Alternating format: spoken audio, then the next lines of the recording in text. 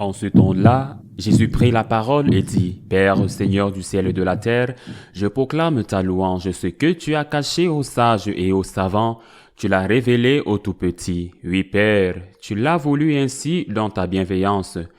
Tout m'a été remis par mon Père. Personne ne connaît le Fils sinon le Père, et personne ne connaît le Père sinon le Fils, et celui à qui le Fils veut le révéler. Venez à moi, vous tous qui peinez sous le poids du fardeau, et moi je vous procurerai le repos.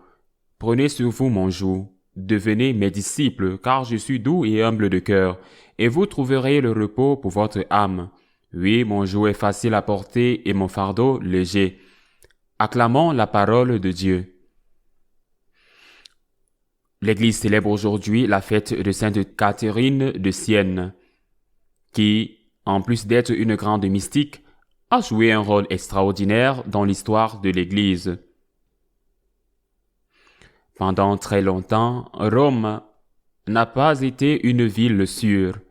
Des bandes internes parmi les nobles romains ont mis la ville dans un état vraiment calamiteux.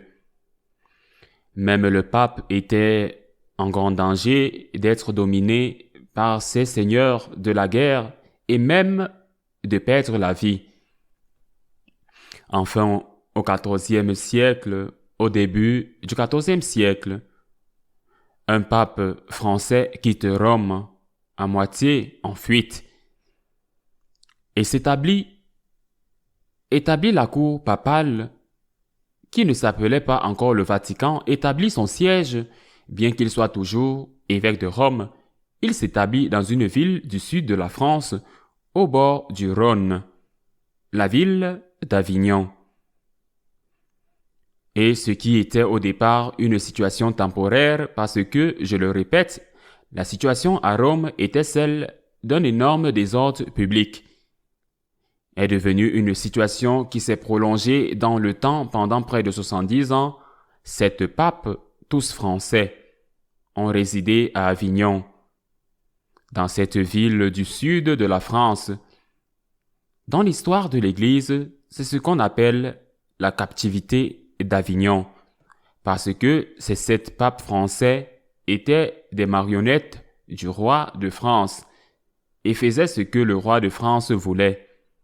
Parce que, bien que nominalement, la petite ville d'Avignon était indépendante du roi de France, le roi de France encerclait la ville. Dans ce contexte, une femme, Catherine, née dans la ville italienne de Sienne, a commencé à recevoir des visions du Christ lui demandant, entre autres bien sûr, d'essayer de convaincre le pape, à l'époque le pape Grégoire XII, d'essayer de convaincre le pape de revenir sur son siège, de revenir à Rome. Catherine, naturellement, aidée par d'autres, a joué un rôle extraordinaire dans le retour du pape de Rome. Ce qui n'a pas été facile, le pape avait déjà commencé son retour. Grégoire XII, lorsqu'à nouveau de fortes perturbations ont éclaté dans la ville de Rome, et ce sont ses propres cardinaux qui en ont été les victimes. Grégoire XII est retourné à Rome, s'y est installé, est mort quelques mois plus tard. Il reste à l'histoire de savoir si c'était une mort naturelle ou pas. Et malheureusement, après sa mort, la papauté a été divisée et il y avait deux papes. Il y avait deux papes, un qui restait à Rome et un autre élu après l'élection du premier, élu par un groupe de cardinaux français qui n'étaient pas d'accord, qui étaient retournés s'installer à Avignon. Sainte Catherine a écrit plusieurs fois au pape Grégoire XII. Il y a une lettre de Sainte Catherine au pape où elle lui dit « Sois un homme ». Elle dit « Sois un homme à mes yeux ». Elle dit « Sois un homme, n'aie pas peur du diable ». Sois un homme, et elle exhorte à entreprendre le voyage à Rome, qui est l'endroit où le pape doit se trouver en tant qu'évêque de Rome.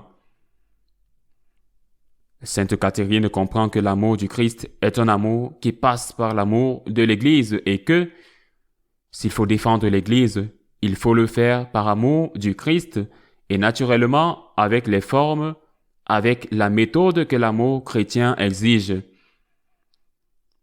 Sans violence, sans insulte, mais avec courage, avec décision. Cette femme, qui n'était même pas religieuse, qui était tertiaire dominicaine, les Mantelates de Sienne.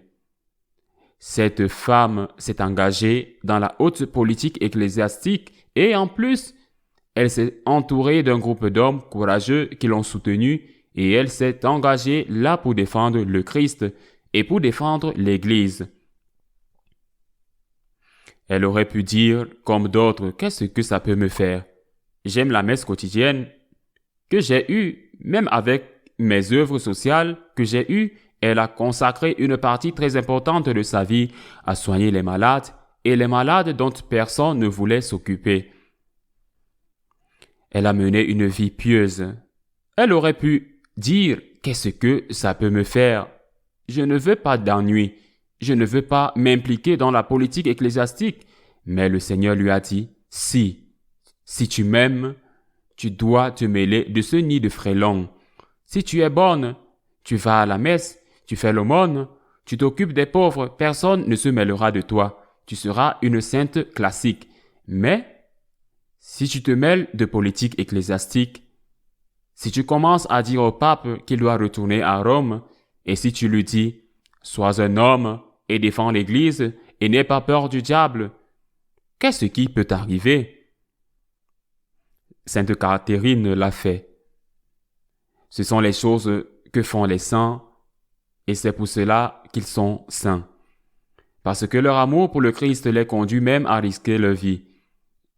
Mais naturellement, Sainte Catherine n'a pas fait cela. J'ai déjà mentionné que c'était une femme qui a réalisé un travail extraordinaire au service des malades. Il y a des histoires impressionnantes à son sujet qu'elle a racontées à son confesseur.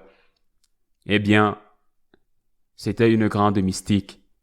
Dès l'enfance, elle a commencé avec des phénomènes mystiques. Personnellement, l'une des choses que j'aime le plus, c'est lorsque le Seigneur lui est apparu et lui a dit « J'ai 2 couronnes, l'une d'épines et l'autre d'or. Celle d'or, regarde comme elle est belle. Elle a des pierres précieuses, elle est très belle. J'ai l'une de ces 2 couronnes pour toi. Laquelle veux-tu? Laquelle choisis-tu? » Et elle demanda au Seigneur, « Laquelle as-tu portée? » Le Seigneur lui a dit, « La couronne d'épines. » Et elle lui répondit, « Je suis ton épouse. Je ne veux pas de la couronne d'or. Si tu as porté la couronne d'épines, donne-moi la couronne d'épines. C'est elle que tu as portée. » Nous devons aussi faire cela avec le Seigneur. Nous devons suivre le destin du Seigneur. Et nous oublions que le Christ a été crucifié et que le Christ a été renié par les siens. Cela a dû écouter 3 fois Saint Pierre. Je ne le connais pas. Ce Saint Pierre qui plus tard a eu comme successeur, entre autres, Grégoire XII, que Sainte Catherine a exhorté en disant « Sois un homme, n'aie pas peur du diable et fais ce que tu as à faire et retourne à Rome. » Porte la croix par amour du Christ. Accepte la couronne d'épines par amour du Christ. Cela signifie être chrétien. Le Seigneur l'a dit, « Celui qui veut me suivre doit porter sa croix tous les jours. Je serai avec lui. Venez, vous qui êtes fatigués et chargés, appuyez-vous sur moi. Je vous soulagerai. Mais vous devez porter votre croix tous les jours. » Demandons au Seigneur de remplir nos cœurs de feu, du feu de l'amour qui battait dans le cœur de Sainte Catherine, afin que, par amour pour lui, nous puissions porter notre croix quotidienne. Ainsi soit-il.